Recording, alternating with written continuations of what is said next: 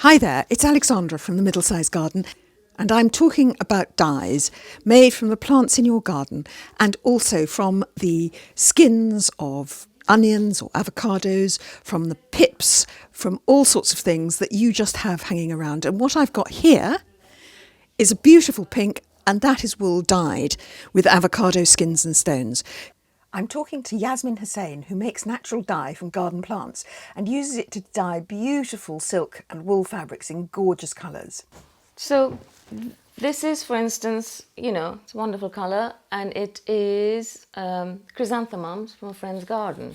And it's a mixture of chrysanthemums, which is normally they tend to come out yellow, but because of the mixture, this is this colour. Yasmin not only experiments with flower dyes in her own home, she's also one of a partnership in Juniper and Bliss, who make clothes and bedding from natural organic materials dyed with plant dyes. They aim to be completely sustainable and zero waste, and in order to leave the lightest possible environmental footprint.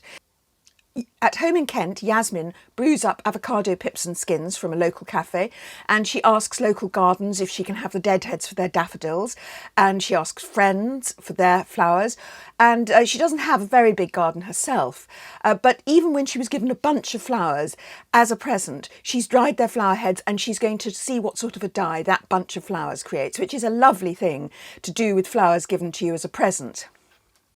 Yasmin got a whole load of skins and stones of avocados from a local cafe, and they've been sitting in a bowl in her living room until she's ready to brew up. Yasmin added a few handfuls of avocado skins and stones to a large stainless steel pan, and you do need to use stainless steel for these processes. She then added water to a depth of probably 2 or maybe 3 times, or perhaps a little bit more. This is one of the areas where you'll want to experiment. Yasmin put the pot on the stove and brought it to the boil, and it was boiling and simmering for about an hour until she estimates that the dye is strong enough. And in that boiling and simmering time, you can stir it occasionally and just check that it's not boiling over. But on the whole, you can get on with other things. Check the strength of the dye with a spoon so that you can see what sort of strength you're going to want. And once again, there's a lot of guesswork involved in this because obviously it's still not the colour that you're expecting to see on your piece of fabric or on your wool. Once you've put the pot on the boil, or even perhaps before you've started, get the wool or the cotton that you want to dye and immerse it in water in another stainless steel bowl. It does need to soak for an hour or so in order to take the dye properly. When you think that the dye liquid is more or less at the consistency you want it to be, take out the larger pieces with a slotted spoon and then strain it in order to drain it of any kind of small little bits and pieces like detritus. You may in fact be able to use this same material to brew up another batch of dye, and that will be called the second dye bath. It'll come out slightly different and probably paler.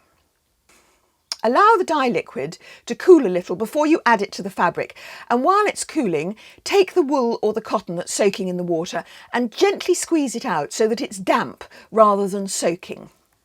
You can then add the wool to the stainless steel pan, swirl it around to try and get the liquid as evenly distributed as possible, and put it back on the stove, bringing it very briefly up to boiling point and then turning it down to simmer immediately. It needs to simmer for about an hour, but don't let it boil or it will felt the wool. When the wool seems to be the colour you want, drain the dye from the pan and wash the wool very, very carefully with a small amount of a very gentle detergent.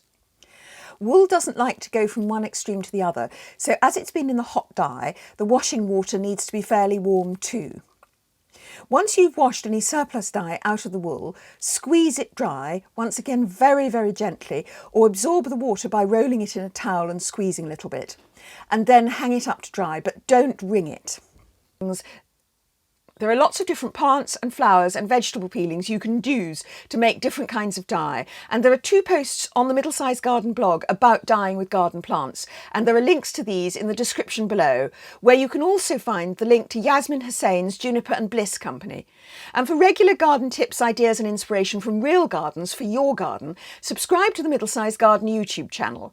If you have a specific gardening problem, or if there's a particular kind of garden you'd like me to cover, let me know in the comments below. And if you like the idea of making your own dyes from the plants in your gardens, hit like or share this video. Thank you so much.